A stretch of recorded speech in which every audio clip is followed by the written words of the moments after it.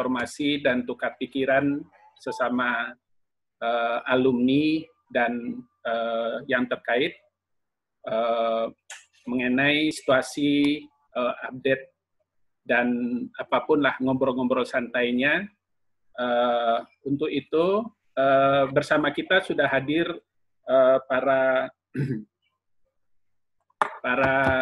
katakanlah teman-teman yang ada di luar negeri. Sudah hadir Mbak Ires, halo Mbak Ires. Kemudian ada Mbak Dian di Amerika, halo Mbak Dian.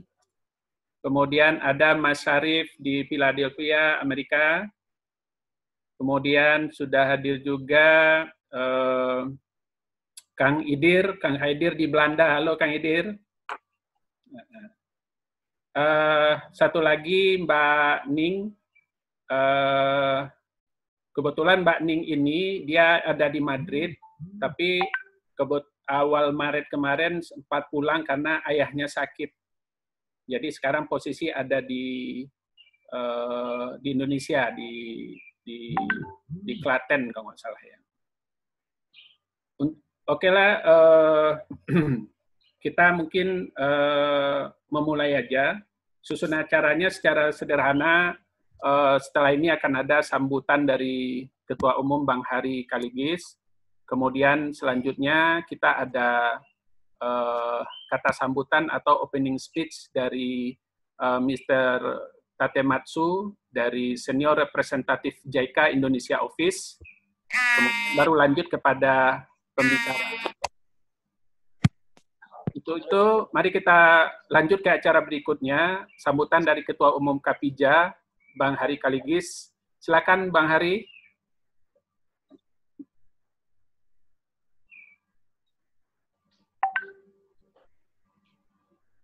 Assalamualaikum warahmatullahi wabarakatuh.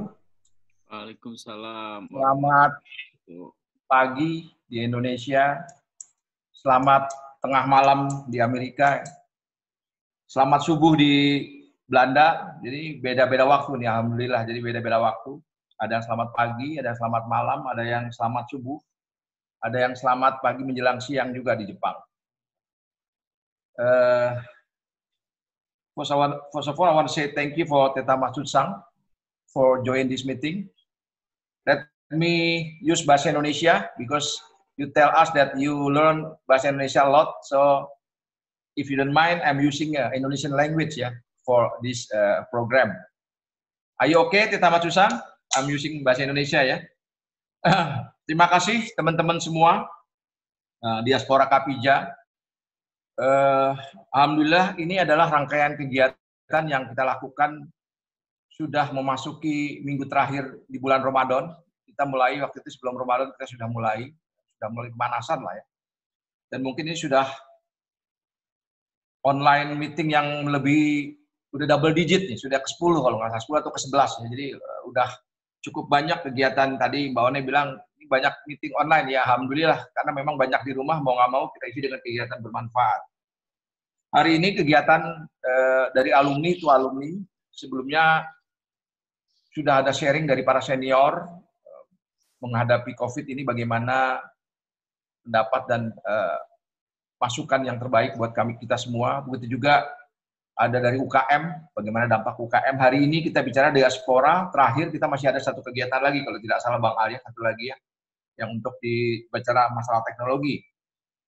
Alhamdulillah sudah ada Bang Haidir, ada Bang Syarif, ada Kak Dian, Kak Ning mungkin belum bergabung sama Kak Ires ya. Insya Allah ada 5 pembicara hari ini, 5 narasumber kita bicara. Artinya kita ingin tahu bagaimana sih keadaan dari masing-masing negara dan bagaimana mungkin pengalamannya menghadapi COVID-19 ini yang entah kapan benar-benar bisa berakhir.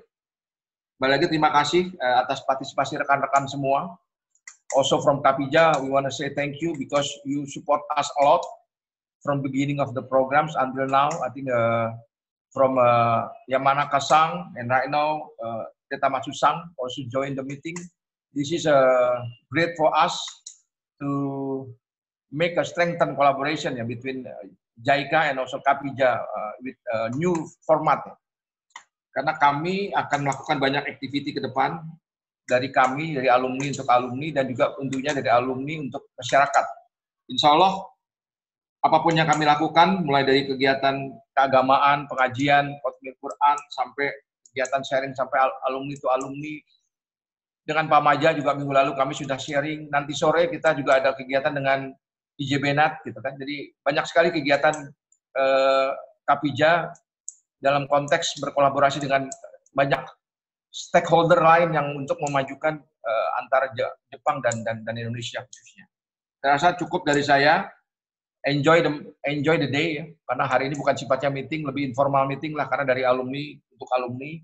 Silahkan manfaatkan kegiatan ini sebagai ajang silaturahmi. Mungkin juga temu kangen beberapa teman-teman juga satu angkatan, mungkin udah lama nggak ketemu. Silahkan pakai ini sebagai temu ajang kangen juga.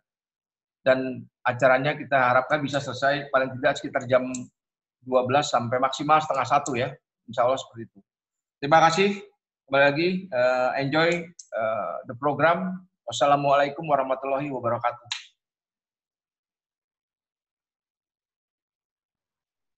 Oke, Bang Hari, terima kasih. Sebelum melanjut ke acara berikutnya, saya mau menyapa dari Kedutaan Besar Jepang, Mr. Gino. Selamat bergabung. Kemudian saya juga menyapa abang-abang senior kita, ada Bang Afan, Bang Olier, kemudian ada Teh Nung, yang udah lama nggak ketemu, kemudian ada dari Padang, Uni Asrina, kemudian ada Mbak Diah, dan lain-lain, nggak bisa saya sebutkan satu-satu ya, semoga sehat selalu semuanya. Kemudian kita lanjut pada kata sambutan sepatah dua patah kata, opening speech by Tate Matsusang from JICA Indonesian Office. Tate Matsusang, please, your time. Okay. Bapak-bapak, Ibu sekalian, selamat pagi. Selamat pagi. Yeah, thank you very much for giving me such a wonderful opportunity to deliver my opening speech today. I'd like to express my gratitude to all those who organized this meeting and to all the participants of the meeting today. Thank you very much, Pak Bang dan Pak Afdal dan semua. I'm happy to be able to be a part of a group of the greatest people in Indonesia. Today, we are speaking about the COVID-19 outbreak and the impact to business and daily life. I think there are always both positive and negative points. Let us focus on the positive points in your business and life. For me, I have more time to study Indonesian language at home because of the new practice of working from home. I think there are unlimited opportunities to enrich our lives under the current circumstances. Saya pikir ada kesempatan dan cara tak terbatas untuk memperkaya kehidupan kita dalam situasi saat ini. That is an example of my improvement. By the way, I used to watch movies starring Bruce Lee when I was a junior high school student. He used to be my favorite actor because his actions were always perfect. He is diligent with his training. There is a great quote by Bruce Lee. He said, if you always put a limit on everything you do, physical or anything else, it will spread into your work and into your life. There are no limits. I think there are only plateaus, and you must not stay there. You must go beyond them. I think work and life have been significantly changed recently. Let us be creative and make unlimited efforts to cope with this new change. You have a brain in your head. You have a feet in your shoes. You can steer yourself in any direction you choose. In conclusion, saya yakin sedikit demi sedikit lama-lama menjadi bukit. Dan kalau lebih lama-lama menjadi gunung yang sangat besar dan tinggi. Dan saya yakin suatu hari kita bisa mendapat durian runtuh. I wish you all good health and the best of luck in any ventures you undertake in the future. Thank you very much. Terima kasih banyak. Arigatou gozaimasu. Arigatou gozaimasu, Tatematsu-san. Thank you for your wishing, the good wishing for us, for our health and our safe. Oke, selanjutnya kita masuk pada acara diskusi atau ngobrol-ngobrol santai dari teman-teman kita Kapija yang tersebar di beberapa atau di pelosok negara. Kesempatan pertama akan dibawakan oleh Mbak Ires. Sedikit saya bacakan biodatanya. Mbak Ires ini alumni Kapija angkatan 96, Social Development. Kebetulan satu grup dengan istri saya, Mbak Reri, juga satu angkatan, saya juga angkatan 96. Kemudian beliau sudah menetap di Jepang selama 20 tahun. Kemudian profesinya selama ini ada regular talent untuk Nippon Terebi selama 5 tahun, regular talent untuk acara Nikkei Special Mirei Seiki Jepang selama 3 tahun, pemilik usaha private tour untuk orang Indonesia, Customize Japan Tour. Jadi kalau ada Bapak dan Ibu yang ada berkeinginan dan berminat untuk bikin tour yang tapi private atau customize, mungkin Mbak Ires ini adalah orang yang tepat untuk membantu. Oke, tidak memperpanjang waktu, saya persilakan ke Mbak Ires untuk ngobrol-ngobrol santai, mungkin bisa dari apapun, dari dari kondisi COVID di sana, di Tokyo, kemudian dampaknya terhadap kehidupan sehari-hari, bisnis atau kegiatan. Saya persilakan mungkin waktu sekitar 10-15 menit. Silakan Mbak Ires. Suaranya. Unmute dulu suaranya.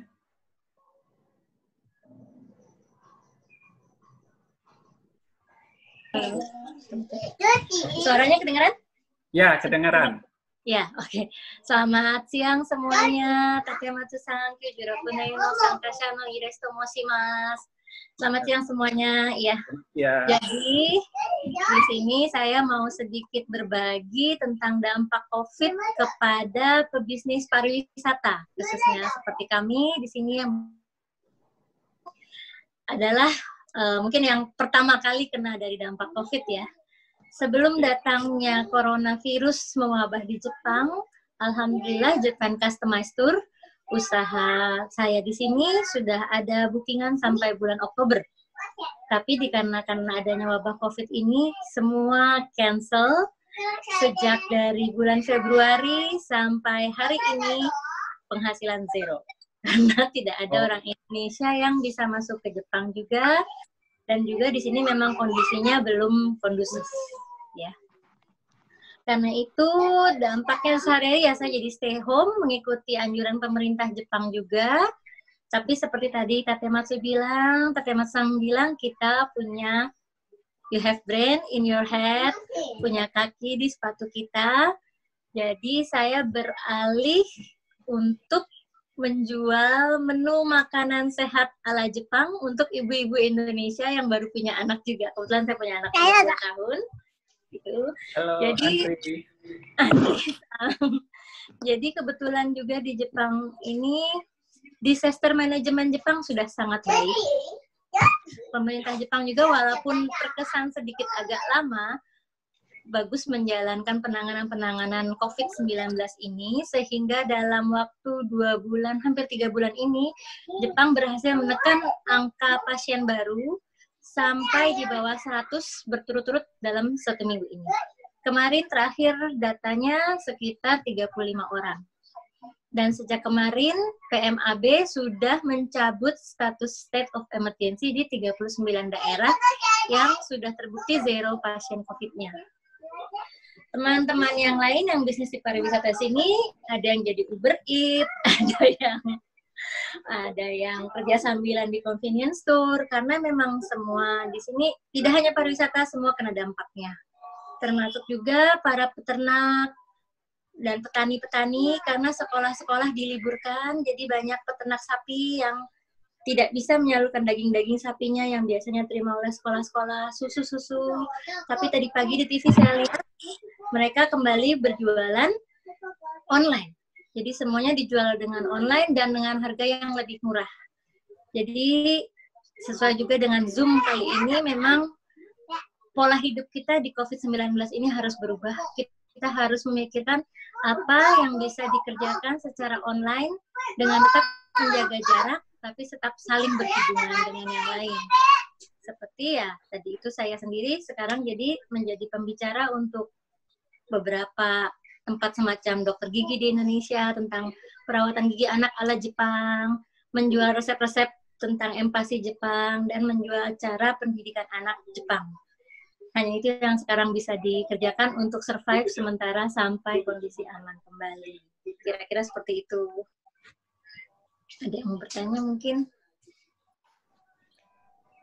Ada yang mau bertanya, 1 atau 2 pertanyaan, mungkin singkat-singkat. Soalnya Mbak Iris, ada Mbak Iris soalnya rencana... Ya, saya boleh nanya enggak, Mbak Iris? Boleh. Boleh Mbak Iris ya? Iya, Ibu.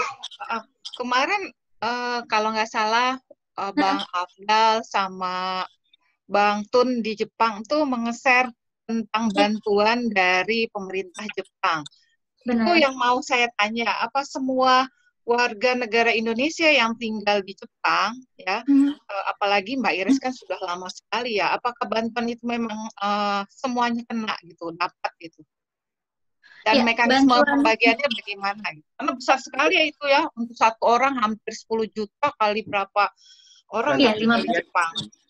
Iya, bantuan dari pemerintah yang untuk para individu, setiap individu yang namanya sudah terdaftar sebagai penduduk warga negara di Jepang dan penduduk sejak tanggal 27 April itu akan mendapatkan bantuan sebesar 100.000 yen per orang, termasuk warga Indonesia yang di sini juga bayi-bayi. Jadi kalau satu keluarga anaknya 3, dapatnya 3 plus orang tuanya.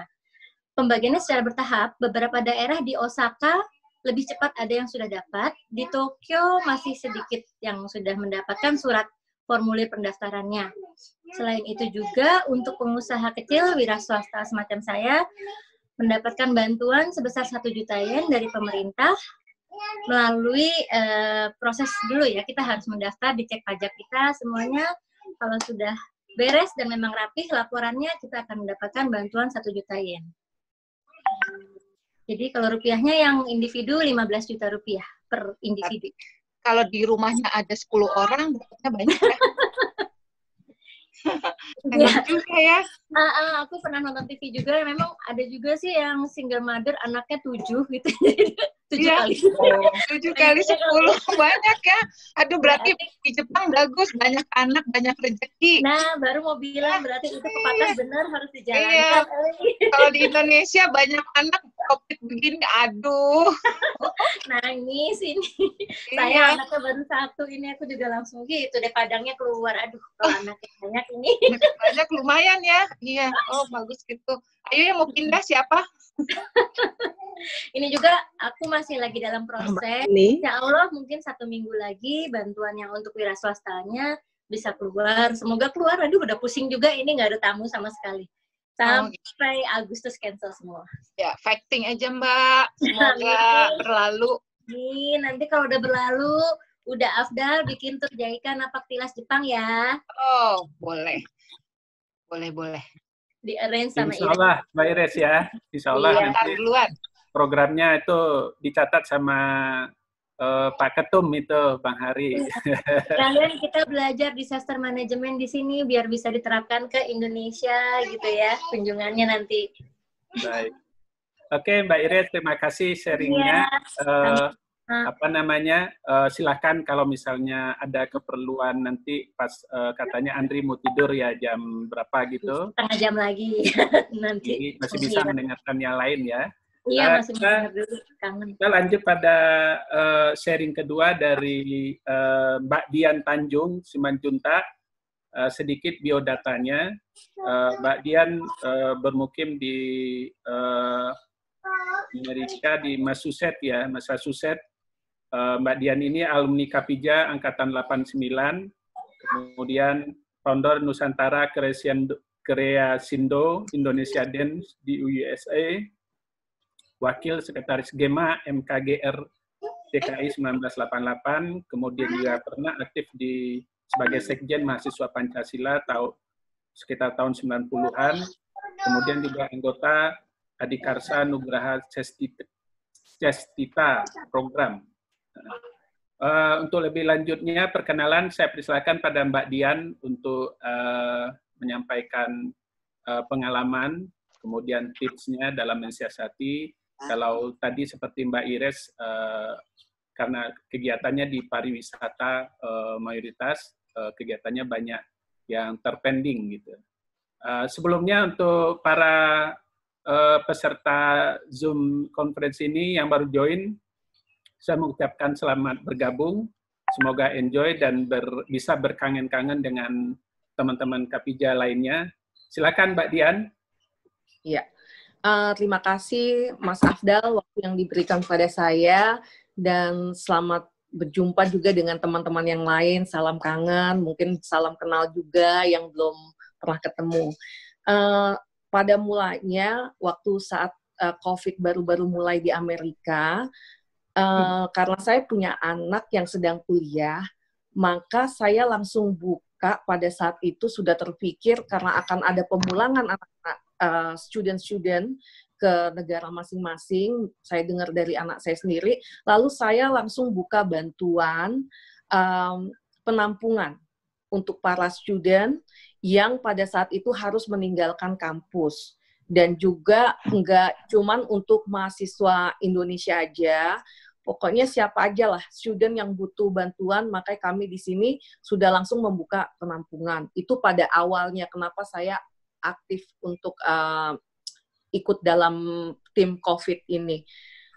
Sejak saya membuka penampungan itu untuk para student dan bantuan-bantuan, maka KJRI New York mengajak saya gabung untuk ikut tim KJRI Peduli bersama Bapak Konjen, yang mana tugas kita ini memantau masyarakat Indonesia di sini yang terkena COVID atau yang perlu bantuan, dan juga memang banyak sekali ya, seperti nanti Mas Syarif mungkin dari Philadelphia juga akan menceritakan ya, dampaknya itu memang sangat berat juga buat kita-kita yang di sini, terutama mungkin di daerah kawasan New York yang banyak sekali orang Indonesianya, karena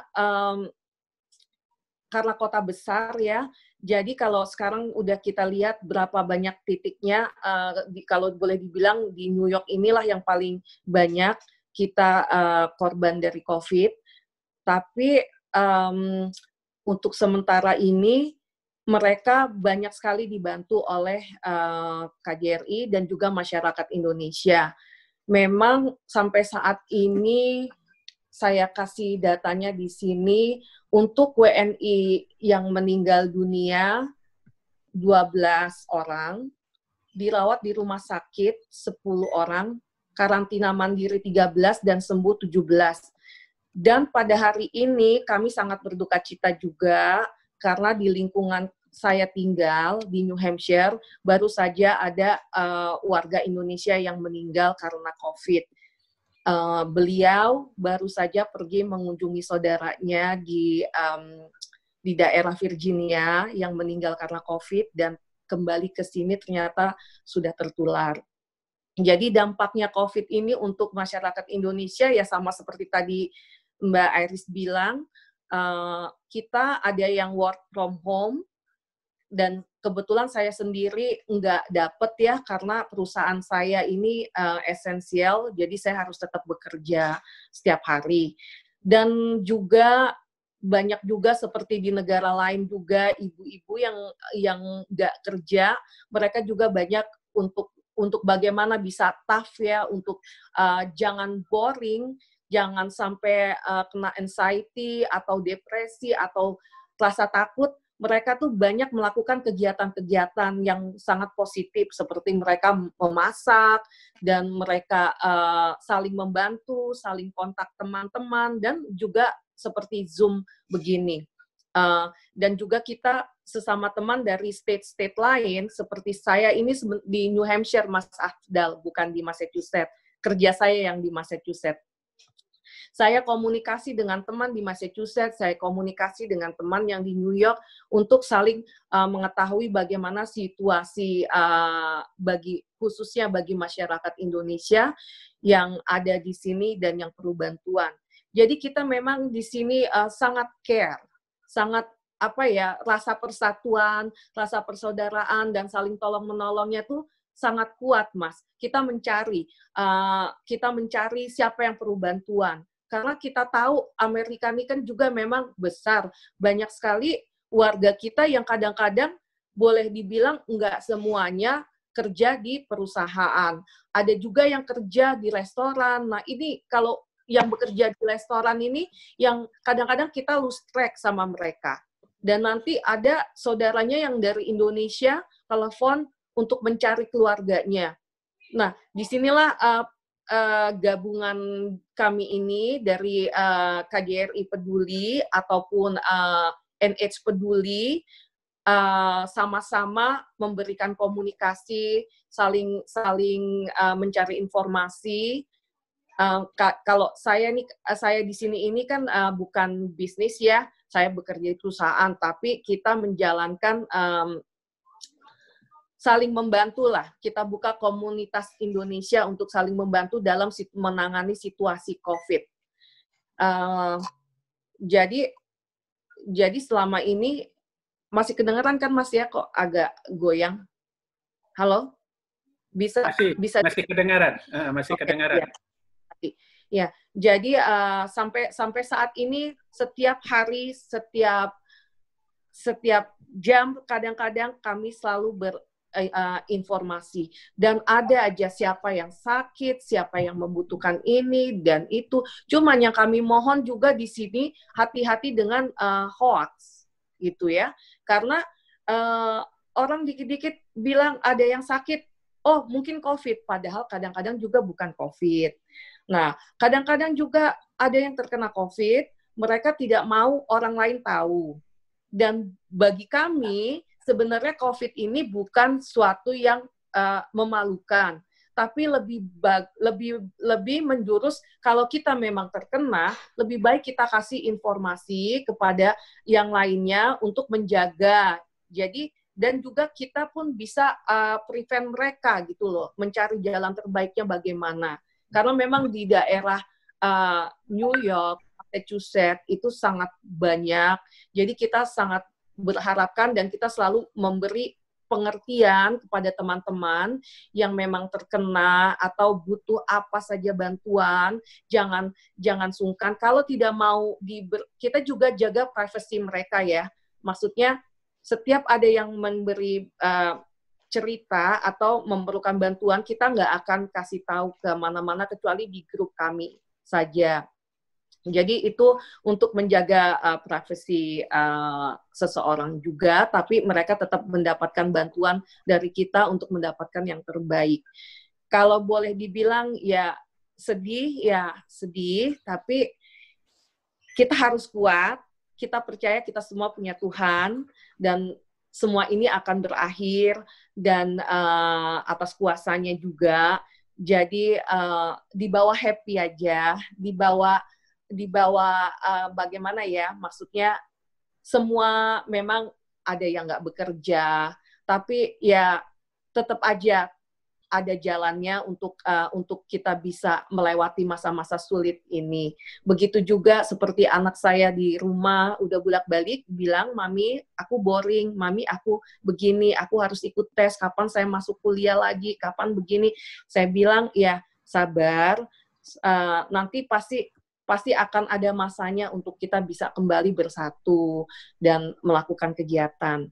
Dan seperti tadi, Amerika juga ada bantuan ya Mas ya, yang lainnya ya Mbak, di sini kita juga pemerintah kasih bantuan ke kami ya, masing-masing itu satu orang 1.200 US. Kalau untuk anak di bawah 17 tahun dapat satu anak 500, dan itu ya boleh bilang bisa membantu lah begitu. Terima kasih. Baik, Mbak Dian, terima kasih untuk sharingnya kondisi yang ada di sana. Oh ya, sudah bergabung bersama kita Mbak Ning atau Pirena Ningtyas. Selamat bergabung Mbak Ning. Pembicara selanjutnya, seperti yang saya informasikan tadi, beliau domisilinya di Spanyol, tapi sedang di Indonesia. Kebetulan ada Bapak Mbak Ning sakit ya. Oke. Waktu selanjutnya saya serahkan pada Mbak Ning untuk ngobrol santainya. Mungkin walaupun sekarang ada di sini, mungkin waktu sebelum pulang awal Maret dulu, apakah di sana sudah ada COVID, kemudian bagaimana keadaan di sana, mungkin bisa sharing di teman-teman kita semua. Silakan Mbak Ning. Amin.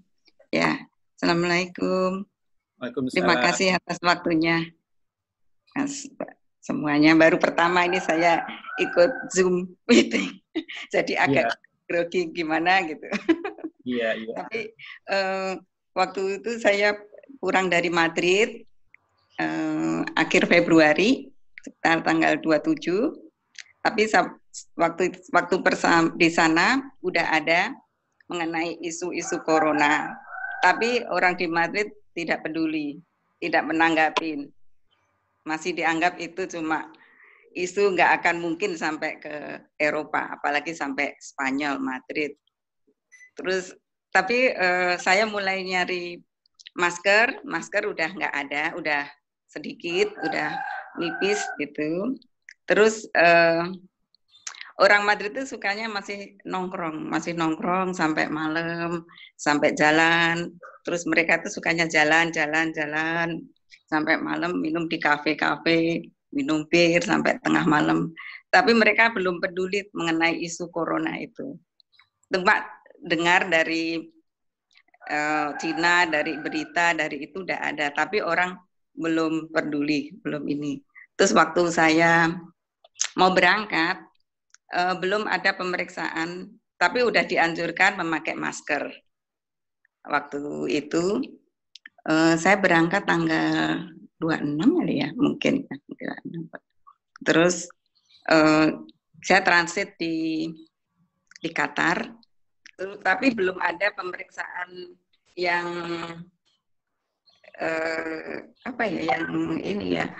yang teliti mengenai corona atau apa selanjutnya itu. Terus saya cuma sebelum itu saya juga ke kedutaan, tapi belum ada mengenai corona.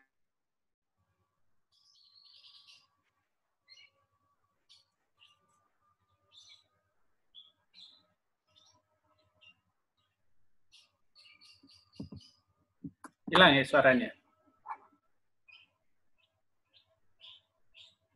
Itu suaranya dibuka dulu, Mbak Ning, kepencet unmute-nya, mute-nya.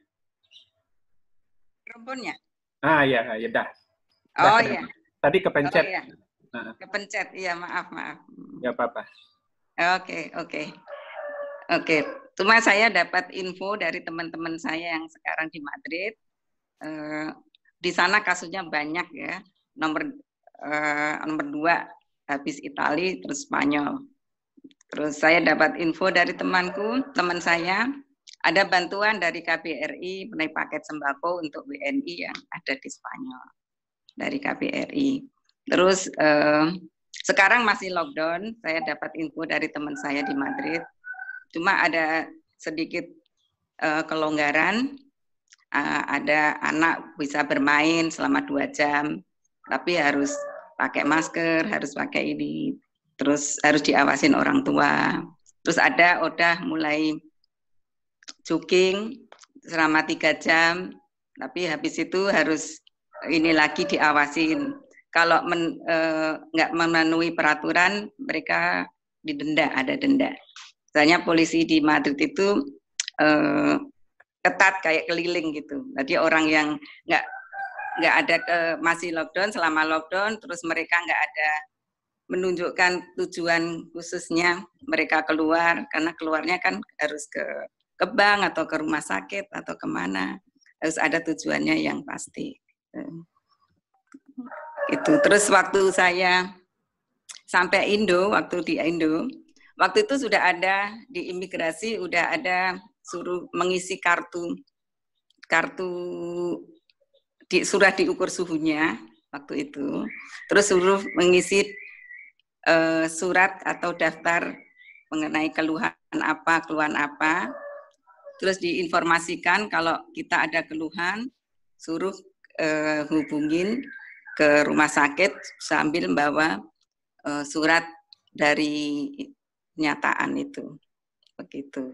Terus waktu itu sampai di Indo, waktu itu saya belum ada kasus sama sekali di Indo. Baru 2 orang waktu saya sampai di Indo itu kasusnya. Tapi saya nggak menyangka kalau kasus corona itu selama hampir 2 bulan ya saya di sini, sampai benar-benar ribuan di Indo. Saya nggak menyangka sama sekali. Apalagi juga di Spanyol. Saya beruntung sama sekali. Alhamdulillah saya bisa sampai Indo. Karena sekarang saya Spanyol juga kondisinya juga masih lockdown. Teman-teman saya yang di sana juga belum bisa bekerja. Mereka kan, saya kemarin kebanyakan kerja restoran. Jadi selama itu kan restoran tutup. Cuma jadi ya mereka cuma di rumah. Begitu saja. Tapi saya masih mengikuti teman-teman saya yang berada di sana. Saya pulang karena bapak saya sakit dan saya harus merawat. Ya sementara ini saya di Solo. Begitu. Begitu aja, Mas. Baik, Mbak Ning. Terima kasih. Waalaikumsalam. Terima kasih untuk sharingnya kondisi yang ada di Madrid atau Spanyol. Juga kami mengucapkan semoga Bapak atau Ayahanda dari Mbak Ning diberikan kesembuhan dan dijabut penyakitnya oleh Allah Subhanahu wa taala. Amin ya rabbal alamin. Amin, amin. Terima kasih, Mas. Iya, sama-sama Mbak Ning. Selanjutnya saya sapa-sapa dulu bagi kawan-kawan Bapak dan Ibu yang baru join. Saya lihat ada Emil, ada Prof. Edward dari Palembang ya. Kemudian ada Mbak Asri dari Purworejo. Selamat bergabung, semoga mendapatkan manfaat dari kegiatan kita pada pagi menjelang siang ini. Selanjutnya kita melangkah pada pembicara berikutnya, yaitu Kang Khaidir Ratmatsah. Biasanya kita panggil Kang Idir. Saya bacakan sedikit biodatanya sebelum dilanjut oleh Kang Idir. Kang Idir berdomisili di Belanda. Beliau adalah alumni tahun 97. Saat ini berprofesi sebagai profesional di bidang oil and gas dengan pengalaman selama 20 tahun, khususnya di upstream software, teknologi, dan integrated reservoir modeling. Kalau nggak salah, Kang Idir ini teknik geologi dari UNPAD. Kerjaannya adalah modelisasi sumur-sumur minyak ya. Sementara itu perkenalan atau pembacaan biodatanya, Silakan Kang Idir sekalian kangen-kangenan sama teman-teman yang ex Jabar dulu. Di sini sudah ada beberapa orang. Silakan Kang Idir. Kak Idir. Terima kasih. Halo semua. Udah lama banget nih nggak join sama aktivitas Kapija. Hilang, Idir hilang. Iya. Halo, ada Mbak Adis juga. Ya, salam kenal buat semuanya. Mungkin saya juga baru lihat wajah-wajah baru di sini. Walaupun sering lihat di Facebook, kayaknya aktif sekali. Sekarang Kapija benar-benar aktif. Jadi agak kagum, impresif juga melihat bagaimana semua aktivitasnya selama ini. Terima kasih Kak Abdal. Ya, saya hanya mau sharing sedikit. Sebenarnya saya baru pindah ke Belanda kurang dari 2 tahun. Sebelumnya saya lama di Malaysia selama 7 tahun. Jadi ada significant changes dari perubahan culture semuanya dari Malaysia ke Belanda. Mengenai COVID ini tersendiri agak sedikit berbeda dengan Belanda. Saya lihat mungkin agak sedikit konservatif. Jadi pertama, case itu memang mulai dari Italia yang kemudian menurut isunya banyak turis-turis yang dari Italia pulang ke Belanda ke daerah North Brabant, itu di center dari Belanda. Kemudian disitulah dimulainya menyebarnya COVID ini. Dan kita sebagai pekerja dapat instruksi pada akhir Maret untuk mulai working from home. Untuk orang Belanda sendiri yang senang selalu berada di luar, bukan di kafe ya, tapi kayak jalan-jalan itu mereka agak sedikit shock juga, terutama buat orang-orang yang senang outdoor, karena memang kadang-kadang orang-orang Belanda ini senang jalan ke taman, bawa anjing jalan-jalan, dan itu agak-agak sedikit shock. Makanya ketika work from home, pemerintah Belanda tidak melakukan full lockdown atau military agresif bahwa ada yang boleh keluar dan lain-lain, kecuali berkumpul misalnya lebih dari 3 orang dengan dempet-dempetan lah. Mereka satu konsepnya keep distance dengan 1,5 meter. Untuk masker sendiri selama itu kita tidak pernah melihat, bukan tidak pernah, sedikit sekali orang, terutama saya tinggal di Den Haag yang tidak terlalu efek sama dampak COVID, mungkin sedikit. Itu jarang sekali saya melihat orang pakai masker.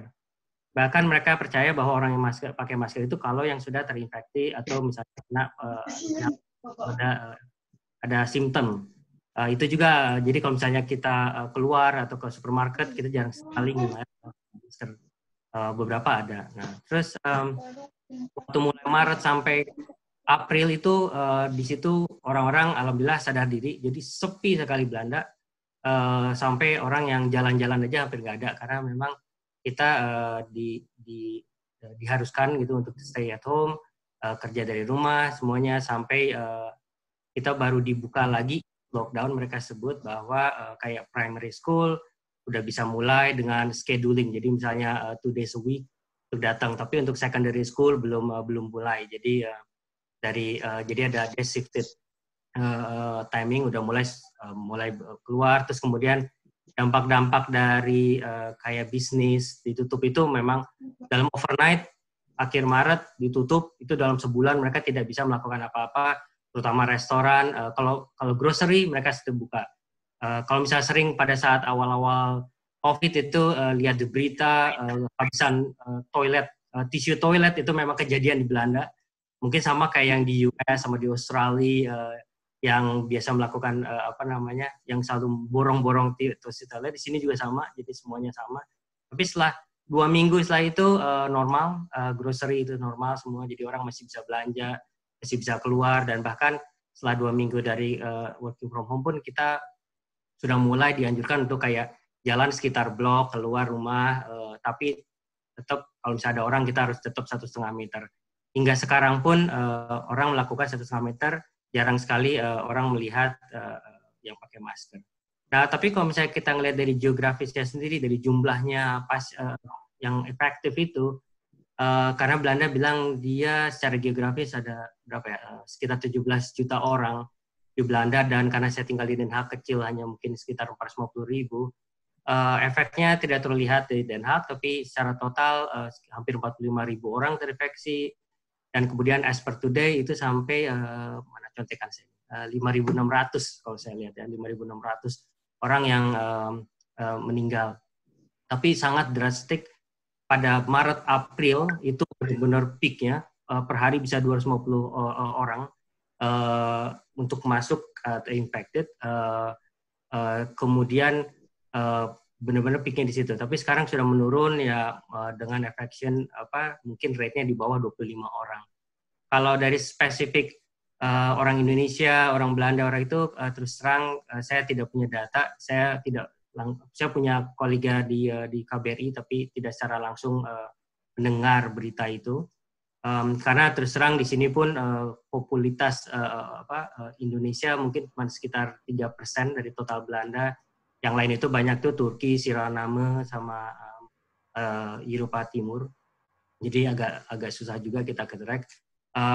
Dan selama itu soal bantuan juga saya melihat ada beberapa teman yang punya usaha restoran juga, dia alhamdulillah dapat bantuan juga sekitar 4.000 euro per company, bukan per orang. Jadi di sini kecuali mungkin ada beberapa yang terus terang secara pribadi saya kurang searching atau googling untuk beritanya dari KBRI, tapi mereka juga dapat bantuan seperti itu. Ya untuk saat ini kebetulan karena industri saya di oil and gas, sebetulnya saya sekarang kena double hit itu setelah COVID berlangsung, kemudian oil price juga drop, mungkin buat para abang-abang dan pemposin ini semua yang di oil and gas akan ngerasain bagaimana downturn, non oil price drop, and then apalagi di US itu sampai negatif harga minyaknya. Kemudian dari situlah efek yang terasa buat industri kita. Banyak teman-teman unemployed sejak beberapa minggu yang lalu, terutama di US dan di Netherlands sendiri. Itu juga efeknya yang khusus kontraktor karena Serikat Kerja Belanda cukup kuat buat yang permanen, jadi agak terlindungi, alhamdulillah. Kita masih bisa survival mode sampai sekarang. Apalagi ya update terbaru sebetulnya untuk hari ini per minggu ini border udah dibuka. Jadi misalnya sekarang kita mau traveling, mau jalan ke Swiss, ke Jerman atau ke Austria itu sudah mulai dibuka rencananya minggu ini. Kebetulan juga ngomong-ngomong soal tour, dan saya sebetulnya April udah rencana liburan. Kita cancel semua, alhamdulillah. Berdasarkan regulasi kita dapat refund semua tiket pesawat, hotel dan semua tur-tur yang kita sudah daftar. Jadi mungkin efek buat tour guide-nya seperti Kak Ires tadi agak-agak zero ini, tapi buat kita alhamdulillah kita dapat refund dari apa yang sudah kita bayarkan. Terus kemudian ya buat kita sebagai pekerja yang work from home yang sekarang itu akan sampai 1 September. Government sudah official 1 September akan kerja dari rumah. Juga kita harus sudah siap untuk bagaimana mengatasi ya kayak anak yang pengen jalan atau bisa pengen tour, tapi sebetulnya kita cuma jalan sekitarnya, nggak bisa jauh-jauh. Kita selalu set up as per company atau misalnya professionalism supaya tetap fokus. Jadi kita tetap fokus untuk nge-achieve, bikin satu goals tertentu dalam satu per minggu. Dari segi kerjaan, dari segi rumah, dari segi aktivitas. Jadi kita set up goals supaya kita fokus, dan tiap minggu biasanya dari teman-teman kantor pun kita ada call together untuk supaya tidak demotivated lah untuk selalu melakukan ini. Jadi saya juga sangat melihat misalnya Mbak Dian tadi sharing bagaimana cepat membantu. Terus terang saya tidak bisa in fact membantu langsung teman-teman di Indonesia, tapi mudah-mudahan dengan stay at home atau misalnya kita tidak mencoba untuk menyebarkan virus-virus ini, ya mudah-mudahan bisa membantu dari warga-warga Belanda atau warga Indonesia khususnya di sini. Jadi itu mungkin sharing sedikit dari saya. Kalau misalnya ada pertanyaan silakan, atau lewat Pak admin, Bang Afdal. Kalau sekolahan buka, Kang Idir? Untuk minggu ini untuk primary saja sudah dimulai buka, tapi secondary belum. Jadi kayak SMP, SMA itu belum dibuka, tapi kalau untuk SD yang sampai primary 7 itu sudah dibuka, tapi hanya jadi di jadwal. Kemarin ngobrol sama kolega Belanda, anaknya sudah mulai, tapi dia cuma misalnya jatah hari Senin dan hari Kamis gitu, dan yang lain hari Rabu dan hari Jumat. Jadi mereka shifted. Jadi dia benar-benar men-setup mungkin cuma 5 orang satu kelas, gurunya udah pakai masker, jadi proper untuk itu. Supaya karena karena untuk yang primary kan harus selalu diawasi orang tua, jadi kasihan yang orang tua yang punya anak primary itu nggak bisa kerja secara totalitas sih. Jadi sudah mulai dibuka Bang Ardal. Gitu. Oke. Sama kayak restoran juga udah mulai buka, potong rambut juga baru mulai dibuka, makanya sih agak-agak sedikit gondrong ini. Jadi karena ini juga baru mulai dibuka dan mungkin saya yakin itu sekarang salon-salon queuing panjang orang pada mau cukur rambut juga. Restoran udah mulai, apalagi ya mungkin beberapa transport udah dibuka, udah mulai lebih banyak walaupun di transport. Kalau nah itu bedanya di Belanda kayaknya tidak ada mall. Jadi itu shocknya juga sebagai orang Indonesia atau dari hidup biasa di Malaysia Indonesia sampai sini kok nggak ada mall ya. Jadi ya kita sudah terbiasa jalan-jalan di taman aja begitu. Okay. Iya. Gitu Kang Ardal. Kalau ada. Mungkin tadi kebetulan Mbak Iris kita kasih kesempatan ada tanya jawab karena beliau ada mau meninggalkan room.